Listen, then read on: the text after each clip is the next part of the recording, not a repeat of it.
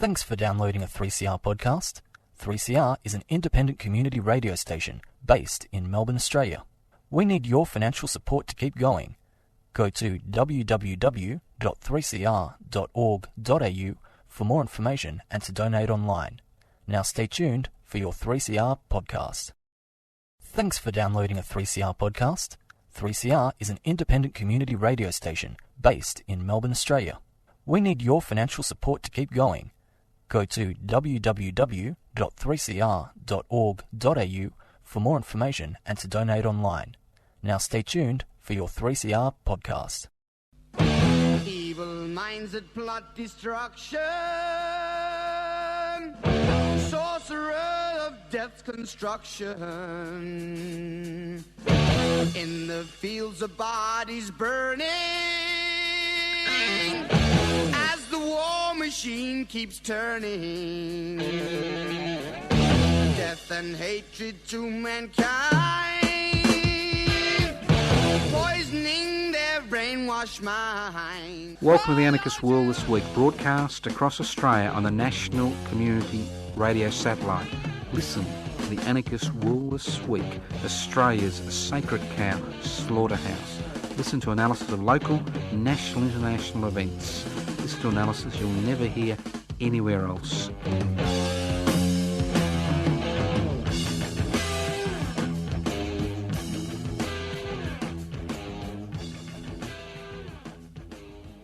Welcome to the Anarchist World This Week. I got some bad news for you, boys and girls. This program is pre-recorded. I hate pre-recording programs because things happen and you're always behind the eight ball when you pre-record. But unfortunately, the Commonwealth Government wants me in court on the day I should be broadcasting to you. So I thought I would actually pre-record and turn up to do my bit. That's exactly right. And I'll tell you all about it next week. It's nothing great, simple tautologies. That's what we're talking about. Now, if you wonder what anarchy is all about, anarchist society is a voluntary, non-hierarchical society based on the creation of political and social structures which are based on equal decision-making power. That's direct democracy.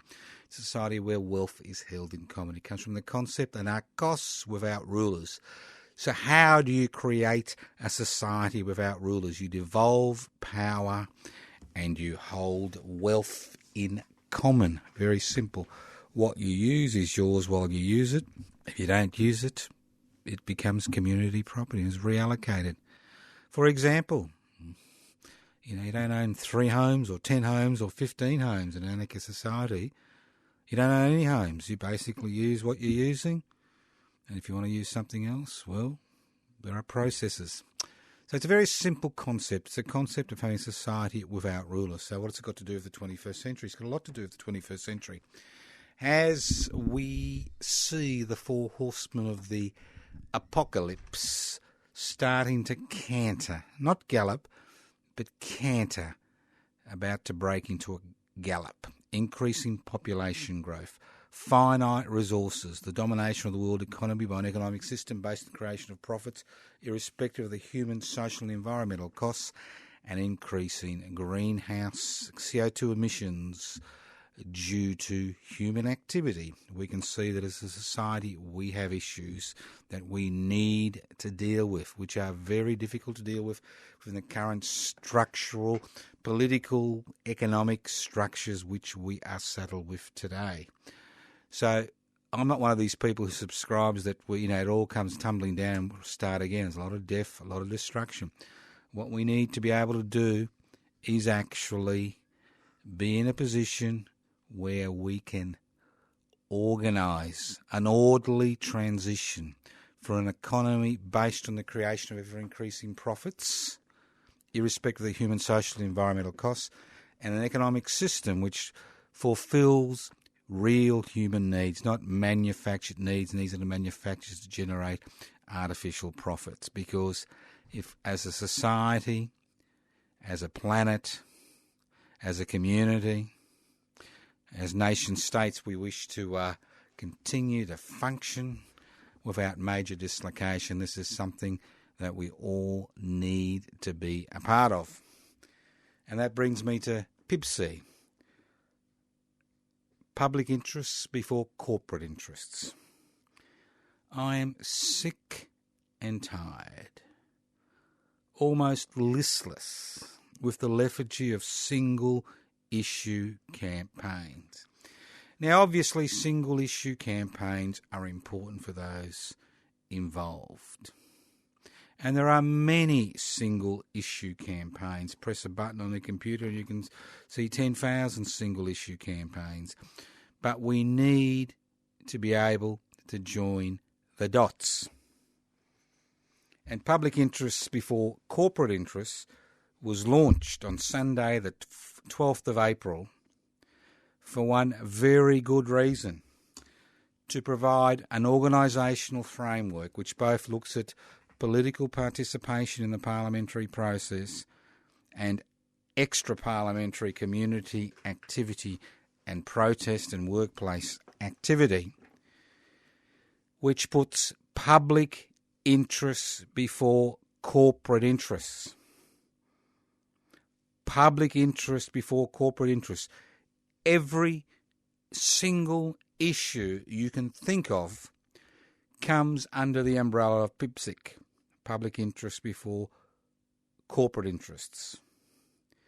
Because the main battle we are having in the West today is the fact that 3 decades of unbridled corporatisation, globalisation, privatisation and deregulation have allowed the corporate sector to usurp the power of Parliament. They have become the parliamentary puppet masters. So we need to take the fight up to them, not in terms of single issues, but in terms of a general criticism, and more importantly, a generalised alternative. Is it in the public interests to have affordable housing for everybody? Is it in the public interests for every citizen and resident in this country to have equal rights? Is it in the public interests to allow corporations to dominate our economic affairs? Is it in the public interests to depend on a parliamentary system which is ultimately based on faith? Is it in the public interest to allow unaccountable corporations whose major responsibility is to their major shareholders to dictate not only economic policy, but dictate what is and isn't acceptable in terms of public debate in this country and across the globe? And that's what PIBCI is being launched for.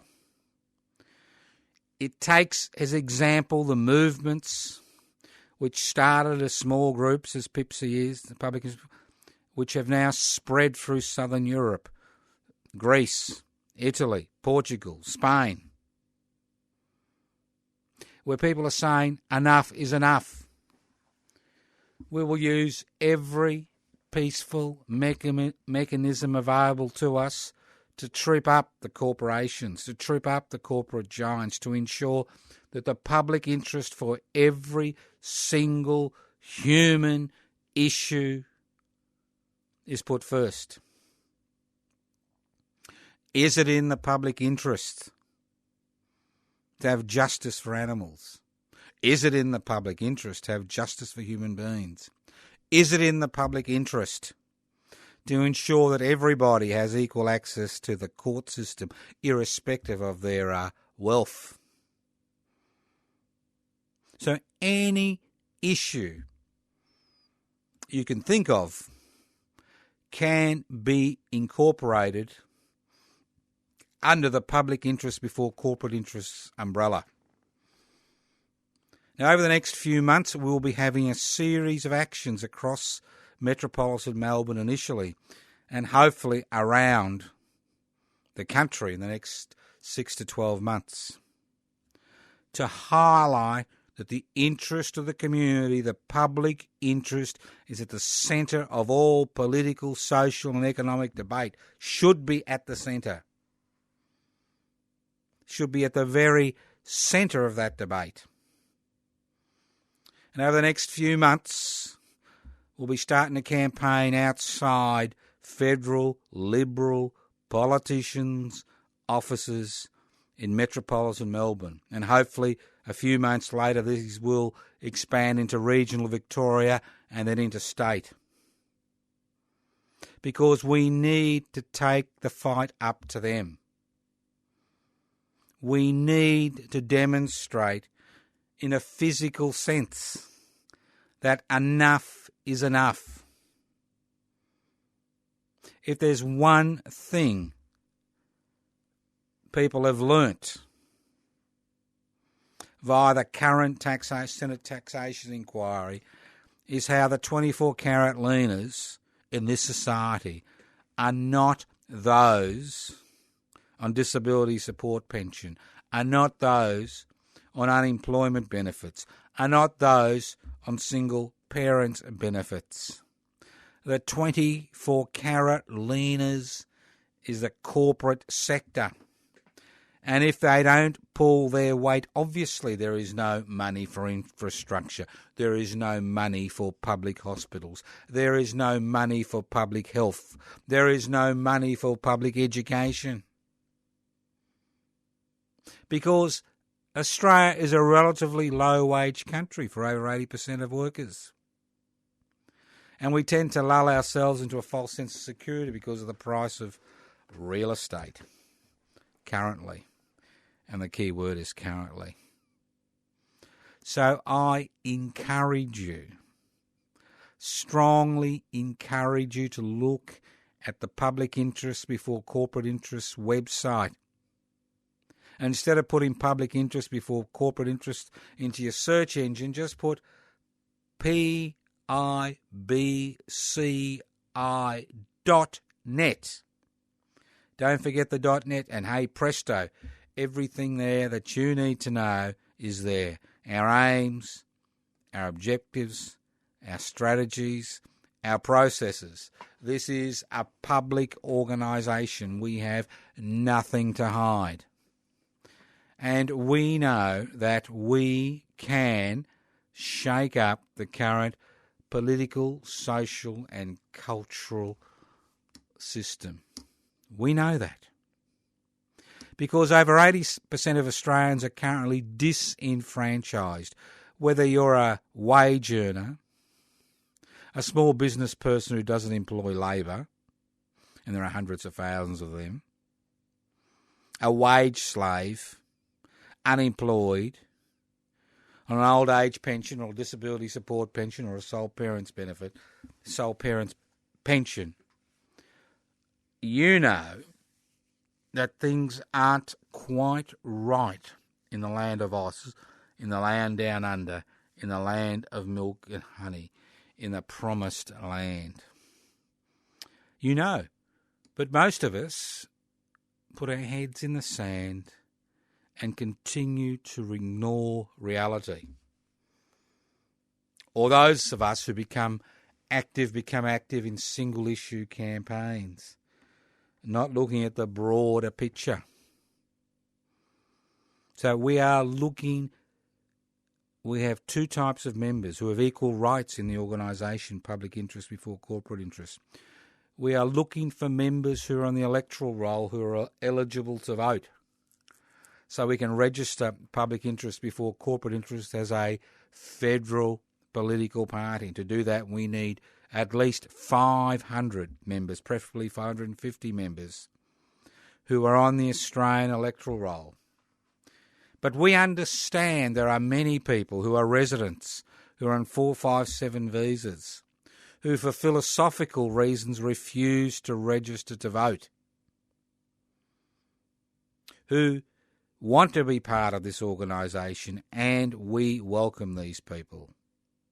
And if you're one of them and you're thinking, well, I'm on the electoral roll, why should I bother to join? Well, it's about creating community-based organisations.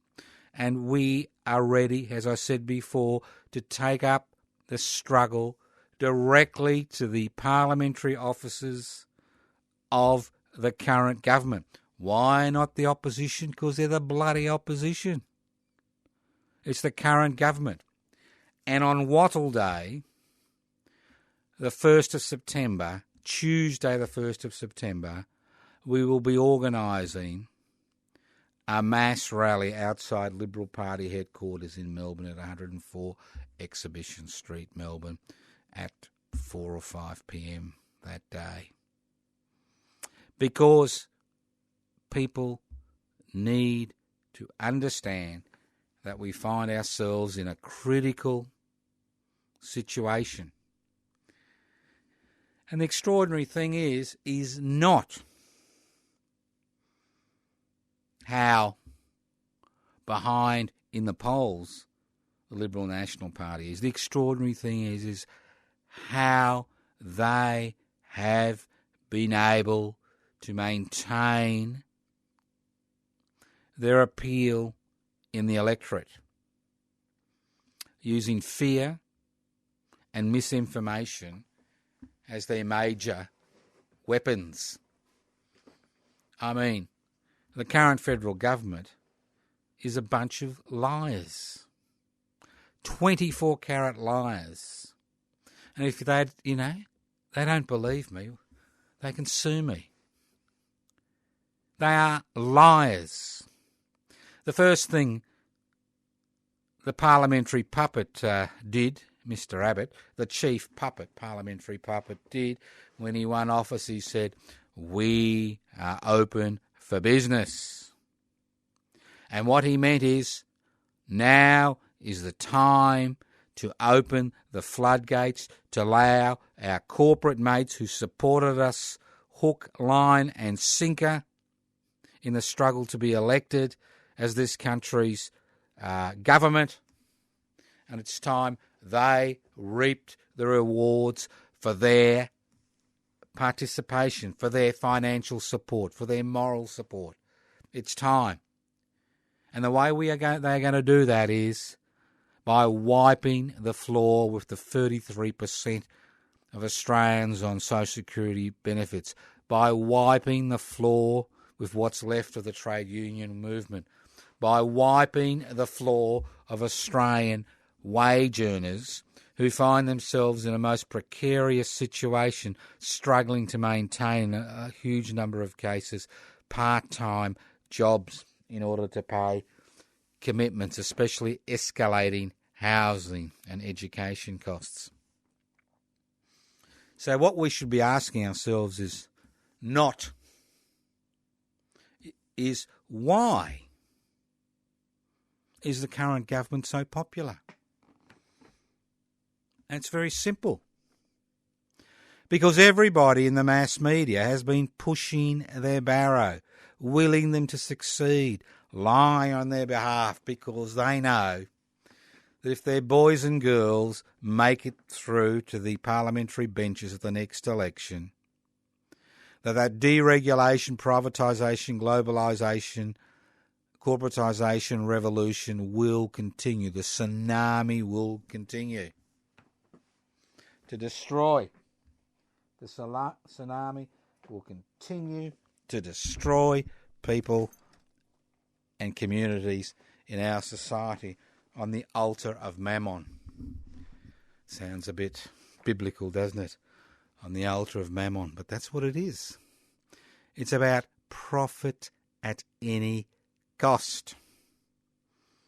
So if you are involved in single-issue campaigns, if you've got the gumption to be active, and unfortunately most Australians still continue to belong to those two major tribal groups, the Gunner tribe, I'm going to do this and I'm going to do that, and the bigger tribe, that somebody should do something about that tribe. So, I ask you, have a look at the PIBCI website, PIBCI.net. See what we're on about. Join us. Join us as a political party. join us in the activities which we will plan and organise and carry out over the next 18 months before the next federal election to highlight there are significant sections of Australian society who are unhappy with the implementation of the agenda of the Abbott-led government. Very unhappy. Now, I'm not foolish enough to think that radical change or real change comes by being elected to Parliament, but I do know that if enough good people are elected to Parliament, they can stop bad things happening. They can stop the introduction of a Medicare co-payment, as we saw. They can stop the privatisation of the public universities, as we have seen to date.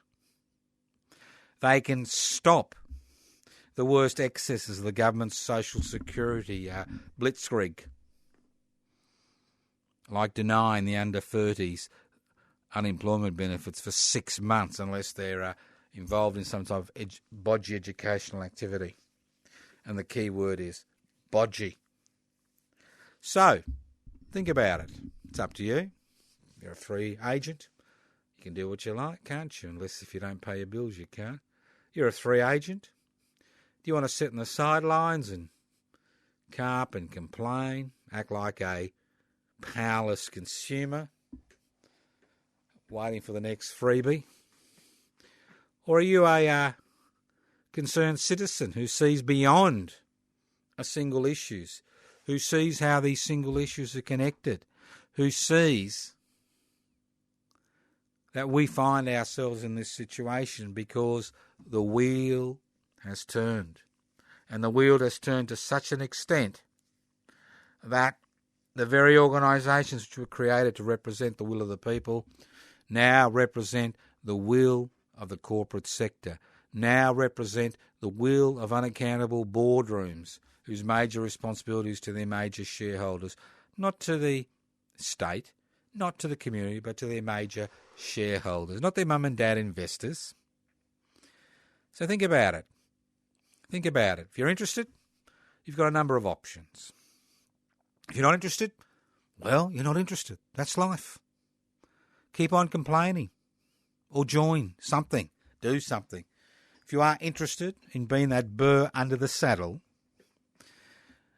well, you can leave a message on 0439 395 489. I will get back to you. It may take a day or two, but we will get there. 0439 395 489. You're not computer literate? Don't own a phone? Like to write letters? Don't worry. You can send letters to Post Office Box 20, Parkville 3052. Post Office Box 20, Parkville 3052. And if you are computer literate, you can go to PIBCI, PIBCI.net, PIBCI.net. Don't forget the .net. Don't just put PIBCI in your engine and hope that it'll flick up at the top of the table. It won't. But if you put PIBCI.net, it will. Now, we had an exceptionally successful picnic gathering to launch the group with over 60 people at the Seaford Reserve. Exceptional. We had ethical people there. People who put morals before profit. We had the salt of the earth there. People who still care despite everything they've been through, despite everything they've seen, despite the destruction of everything they've fought for over the last few decades. And they came from every corner of Melbourne. And we'd like to replicate these gatherings across this city, across this state. And we're happy to assist people to organise at a similar level interstate, in New South Wales, in Queensland, in Western Australia, in Tasmania, in South Australia, in the Australian Capital Territory, in the Northern Territory. And the list goes on and on. Because the problems are the same. Doesn't matter where you live in this continent, the problems are the same. the domination of every aspect of our existence by unaccountable corporations who have no responsibility to us as individuals, no responsibility to us as a community, no responsibility to us as a nation state. They'd sell you out to the highest bidder. They'd sell your grandmother body. That's the type of people we're dealing with. No respect. So it was actually good to be among ethical people, principled people on Sunday. It was a good experience, and I think everybody there would have agreed. And we obtained many new members at that gathering. And as I said before, if you live in Melbourne somewhere and you can pick a park, and we want to do it in a public park, not in a hall, but public space, which we reclaim, a public park, give us a ring. We'll organise something together. We'll have another gathering somewhere in the city of Melbourne. As I said before, within the next 3 to 4 weeks, we will have the first of our community vigils outside Liberal National Party parliamentarians' offices in metropolitan Melbourne. Because it's not just the CBD that counts. Less than 500,000 in the CBD. There's another 4 million people in this city living up to 50, 60, 70 kilometres from the CBD, and it's the same across Australia. It's not just the CBD that's important, but all the suburbs surrounding the CBD, those suburbs that have been forgotten, those suburbs that become cannon fodder for the I Hate Everybody brigade. I hate the person who speaks a different language. I hate the person, who has got a different skin tone. I hate the person who's got a different religion. I hate the person who's, got a different sexuality. I hate the person whose hair is different to my hair. They're out there. And they're the government's and the opposition's greatest ally, because they prevent us coming together to fight the real enemy. And it is a fight. It's a never-ending fight. Currently, we're on the back step. Currently, we're stuck against the wall. Currently, we're in a beg and beseeching mode, but it doesn't have to be like that, because we are the majority at the end of the day. We are the majority. And we can and will win. And we will win because we're ethical, principled people. That's what this is about. This is an organisation for ethical, principled people. And we now have a Facebook page. PIBCI has a Facebook page. PIBCI, Facebook page. Have a look at it. Get involved. Start talking. Get us, join. Find like-minded people. There's tens of thousands, if not hundreds of thousands of us around this country who've reached a point where we are willing to say enough is enough. No more. No more of this tripe. Irrespective of who owns the means of production, distribution, exchange and communication, we have now reached a situation where the rhetoric and reality are two different things for a significant proportion of Australians. Not all Australians, but a significant proportion. I don't subscribe to the 1%, 99%. That's crap. I subscribe to the 20-80 divide. 20% of Australians are doing relatively well. Relatively well-paid jobs. Relatively good, investments in the stock market. Negative gearing investments, you own 2 or 3 homes and get a tax deduction. That's the beauty of living in the land of Oz. You can own 2, 3, 4, 5, 10, 15, 20, 500 homes and get a little legitimate tax deduction while your profits increase. But you try to get your door into your first home and see how difficult it is. And if you can't do that, you rent or lease in the private market and see how difficult it is. And if you find it difficult there, see how almost impossible it is to access public housing in this country. Because public housing has become a preserver of the private sector. So, the ball's in your court. I mean, people say, but Joe, you say the same thing. Well, I do say the same thing because nothing changes. I can't say different things if nothing changes, can I? What can I say if nothing changes? I say the same things because the same things are there. They're real. That's what we have to face every day. That's the issues that we face as individuals, as communities, as parts of families. That's the issues. Public interest before private interest. Is it in the Australian public interest to finally reach a settlement with these countries' first people, Aboriginal and Torres Strait Islanders?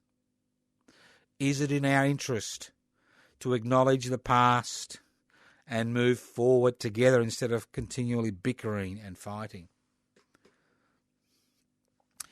Is it in our interests to allow the 457 visa scourge to continue to exist? Is it in our interest to deny education to so many young Australians and to deny them jobs? Is it in the public interest? You know the answer. I don't have to give you the answer. And the majority of these examples I raise, it's not in the public interest. But where are the political organisations? Where are the social organisations? Where are the community organisations which are saying this is more than an issue?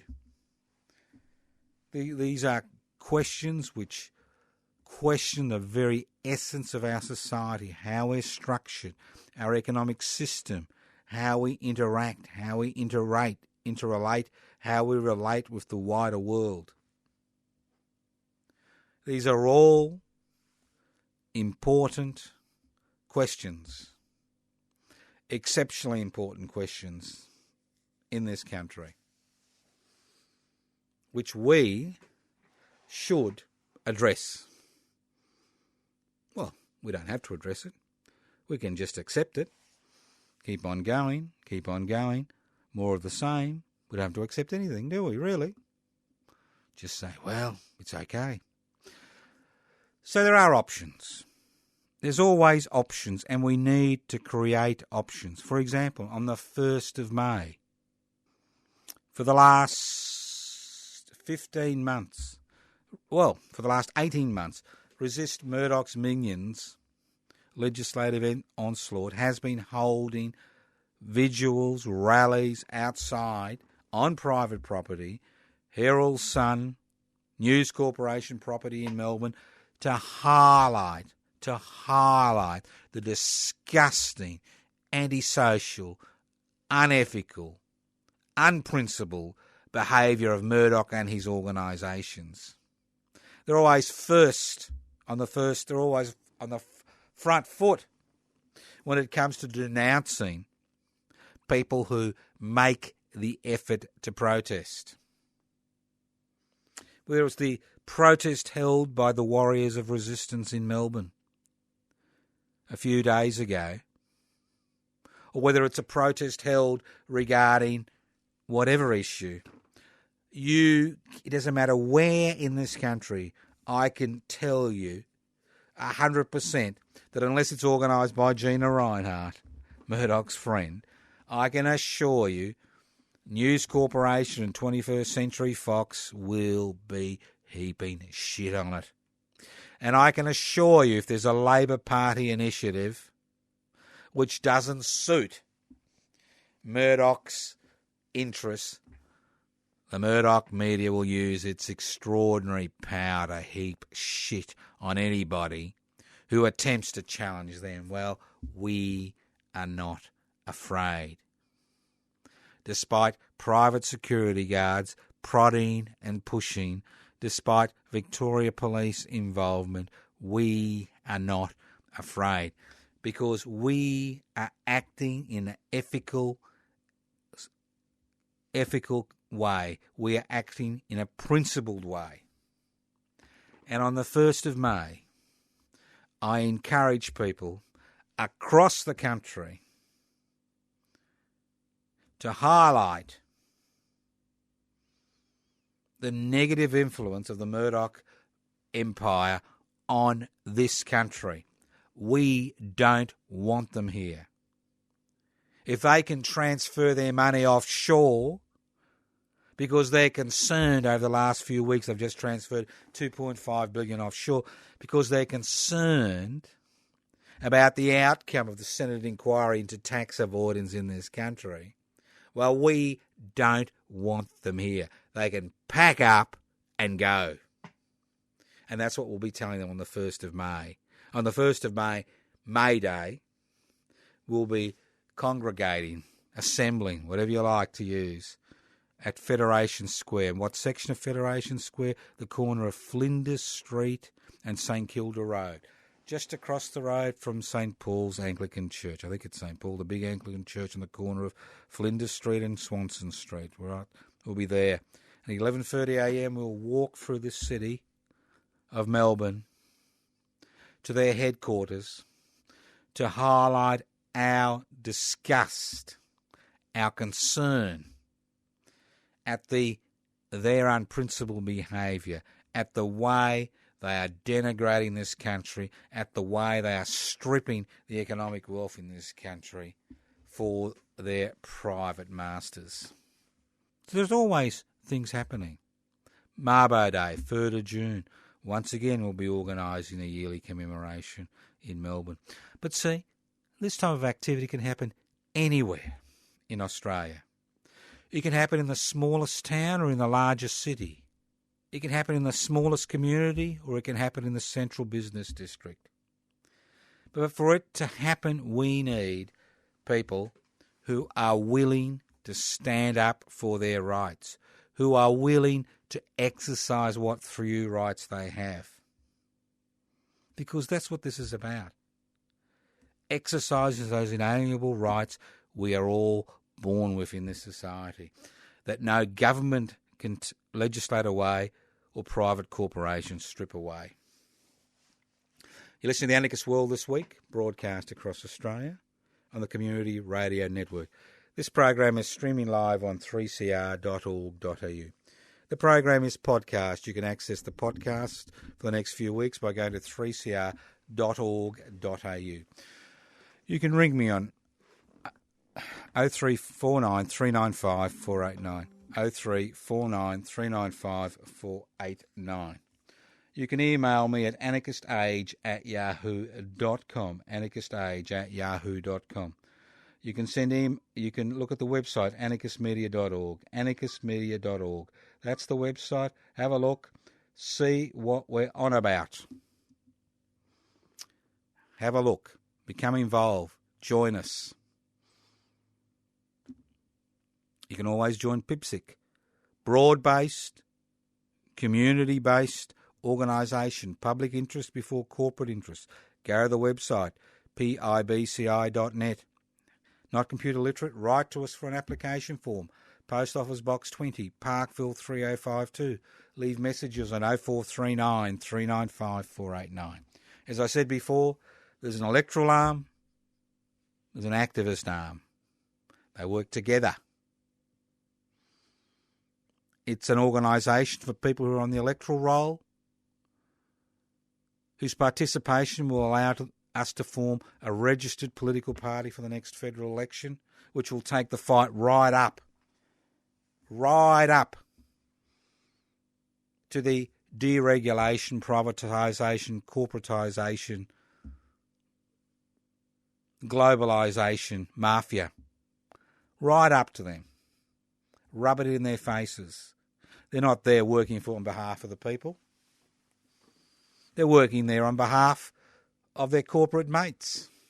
They're nothing more than corporate junkies. And on the 1st of September, Wattle Day, Australia's National Day, Wattle Day, the 1st of September, Tuesday, we encourage people across the nation to hold demonstrations outside Liberal National Party headquarters across the nation.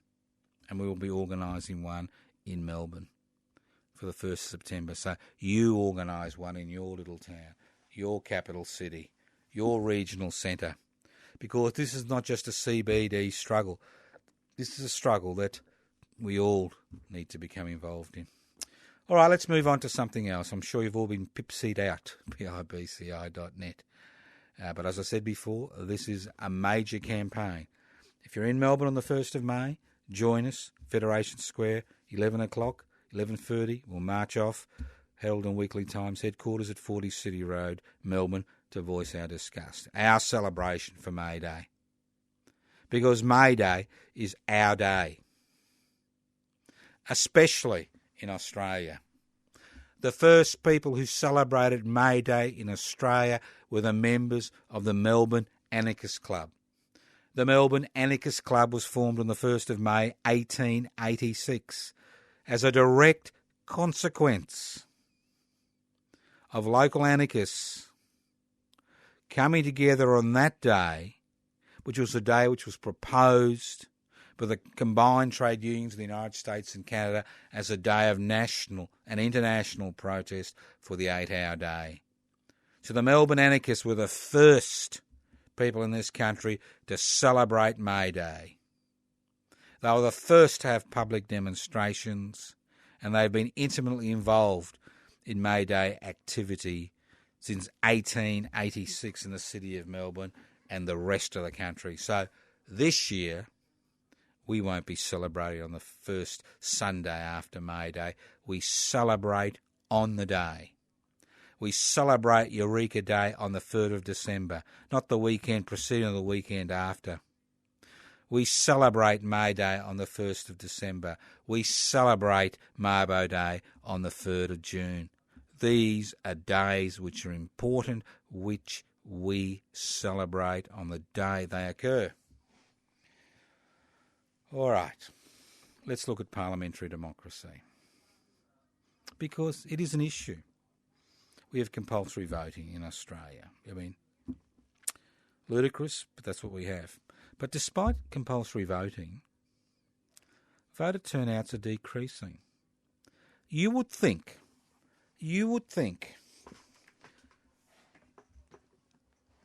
how many people have died in order for us to be able to exercise our qualified constitutional right to vote, there'd be more people lining up.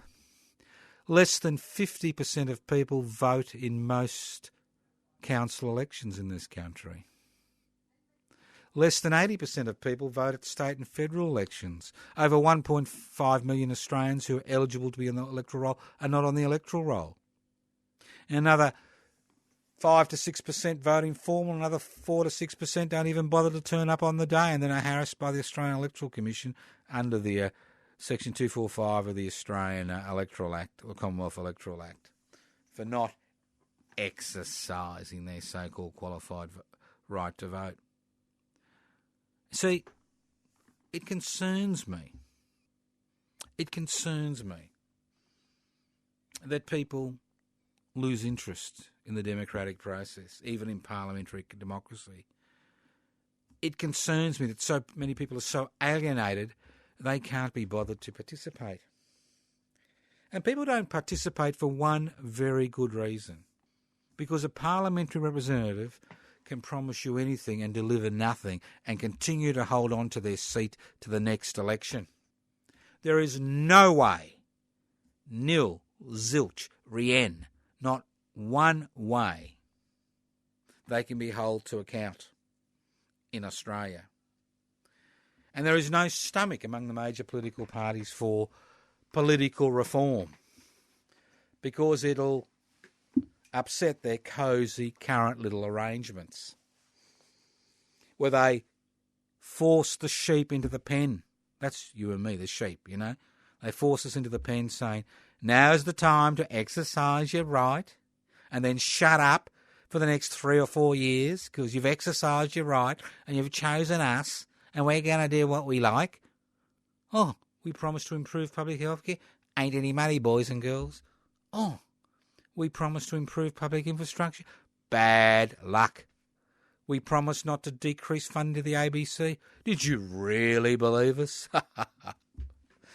No, come on.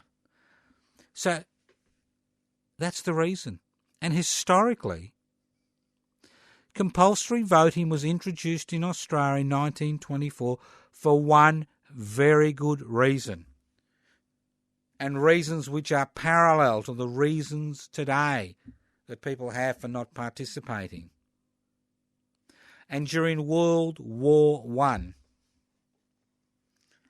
Billy Hughes, the beloved Prime Minister of Australia during World War I, promised to resign if the conscription referendum held at the end of 1917, if he failed to carry it, if he failed to sacrifice another 100,000 young Australian men on the European killing fields for the glory of God, King and country. He said he would resign. True to his word, he resigned, and then the next day he asked the Governor-General to reappoint him and his colleagues as the government of the country. So disillusionment was rife in this country at the beginning of the 1920s. Participation rates in the federal election were so low, it actually brought into question the legitimacy of a government which is elected by less than 50% of the people who have eligibility to vote. So what did they do? Did they introduce parliamentary reforms? No, they introduced compulsory voting. They thought if we can corral the sheep and push them through the gate, hey presto, it'll all be okay. Although there are a lot of sheep out in the field saying, you're not going to catch me, mate, they're still quite happy. If 80% vote, gives them legitimacy. There's no stomach for political reform. There's no stomach to introduce citizens-initiated referendums to allow the people of the country to initiate legislation, not allow just legislation to be left in the hands of parliamentarians. Do you think that the Googles, the Microsofts, the Apples of the world would be paying peppercorn taxation if the citizens of this country were actually able to initiate citizens-initiated referendums? I can assure you these corporate giants wouldn't be, stuffing their overseas piggy banks with Australian dollars they're not paying taxes on. How about the power of recall? Is there any debate about the power of recall? Do people ever wonder why there are so many states in the United States have overturned marijuana laws as been elected governments? No. It's been through citizens-initiated referendums, local campaigns, individuals around the country getting together. We don't have to wait till the next election to get rid of a non-performing politician, to get rid of a lying hound. All you've got to do with the power of recall is get, say, 10% or 20% of the electorate to call for a fresh election, and bingo, there's a fresh election in that electorate. See what pops up. Maybe it's a radical independent for a change, not the usual grey-assed bureaucrats, not the usual party hacks who've never done a day's work in their life, who've just been political operatives. There's nothing worse than in Victoria. You've got the leader of the opposition, I think Mr. Davis, I've forgotten his name, and the new premier. Both of them party hacks, never worked a day in their lives. Party hacks, sucked up the party, machine, got there. How do we find ourselves being led by party hacks? How do we find ourselves being led by professional politicians? As if being a politician is a job for life. And it is a job for life in many regards under a parliamentary system, where you've got so-called safe seats. So it's important, for the sake of the democratic process, that we reform the parliamentary system. And if we can't do it through political means, and you can't do it through extra parliamentary means because you can't initiate the momentum to change legislation, then maybe it's time we did it through explored judicial means. Judicial activism. Occasionally, not always, but very occasionally pays dividends. So think about it. As I said before, there are options. Which ones you take up makes the difference. Now, I can wax eloquently for hours about nothing in particular. I can give you some of the most up-to-date, razor-sharp analysis. But at the end of the day, it's nothing. It means nothing unless I can actually encourage people to become active, to form organisations, to join organisations, to put that small section of society that owns the means of production, distribution, exchange and communication back in their box.